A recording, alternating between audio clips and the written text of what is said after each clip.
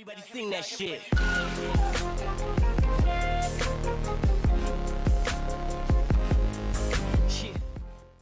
Fernando Alonso the Great is still a thrill as he joins 300 Club at the Canadian Grand Prix. For half an hour during practice on Friday, Fernando Alonso led the rest.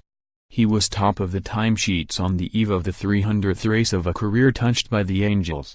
The Spaniard's total number of wins and championships, 32 and 2, provide only a clue to his remarkable talent. After all, Lewis Hamilton has claimed precisely twice the victories and twice the titles. A truer reflection of Alonso's stature is that it can be said of him that his peers stood and watched him in awe. Only 3 men this century count among drivers of the front rank: Michael Schumacher, Alonso and Hamilton. Others, led by Sebastian Vettel, are very good, but none other than that trio is a great. In the Montreal paddock ahead of the Canadian Grand Prix, which he has no hope of winning, Alonso was feted at a party thrown by his McLaren team. There, he considered where he rated himself in a historical context. Without false modesty, he said, "I am one of the best drivers to have raced in Formula One.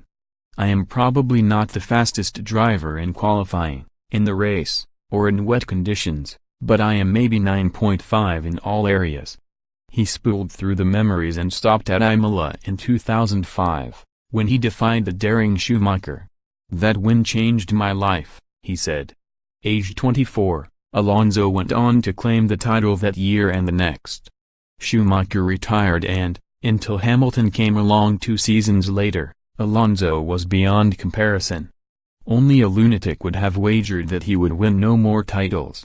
A few points here and there and he would have done. But he kept on putting himself in the right place at the wrong time, sometimes outfoxed by his own scheming.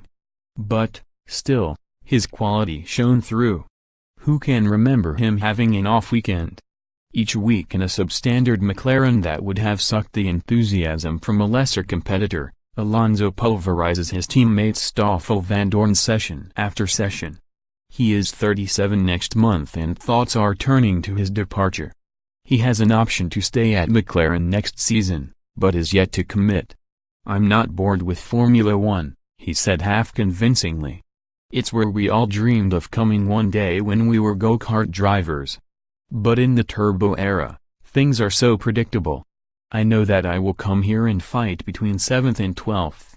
He was duly placed 7th in practice yesterday. And that about summed up his lot.